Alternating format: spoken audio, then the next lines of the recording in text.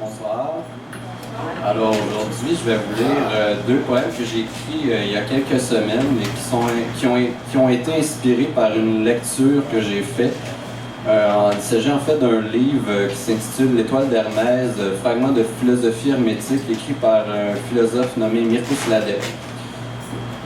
Alors ça va comme suit. Premier poème.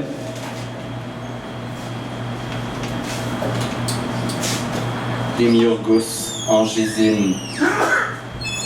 C'est l'explosion initiale, le prodrome du grand récit, l'eureka des origines. La méditation de l'auteur débuta in utero, là où le vide plein attendait l'étincelle. Le feu sans flamme, la chaleur sans brûlure, une narration de lumière. Des milliards d'années de réflexion divine réifiée.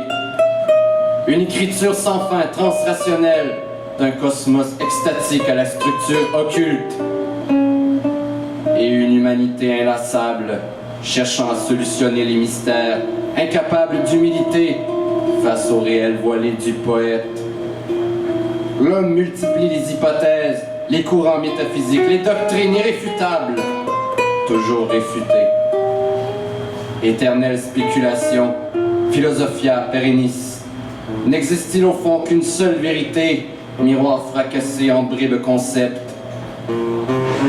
Le mundus sensibilis est la pensée incarnée de Dieu, une incarnation embêtée par des êtres sarcomes. Deuxième poème.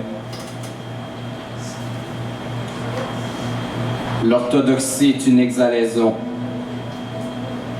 un miasme que respirent les conformistes, heureux d'être attachés, pour ne pas dire ligotés, à leurs institutions respectives.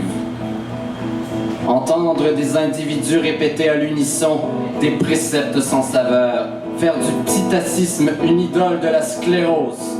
Un penseur libre sent toujours en lui un prurit de désir meurtrier, à la vue d'un bien-pensant qui excommunie la singularité. 1453, des réfugiés grecs. 1492, des exilés juifs. Et pour ces deux peuples, un endroit nommé Italie. Ficin s'en amoura d'un savoir hellénique, de ses relations avec l'hermétisme. Pic de la Mirandole se liquéfia, devint substance miscible au contact d'une liqueur nommée cabale juive. Et les deux métaphysiciens s'opposèrent à une scolastique qui avait sottement omis qu'une vie sans mouvement était condamnée à la régression. Le désenchantement en était encore à ses premiers pas. Un gamin malicieux prêt à saccager le monde. Triomphe répugnant du matérialisme. Merci.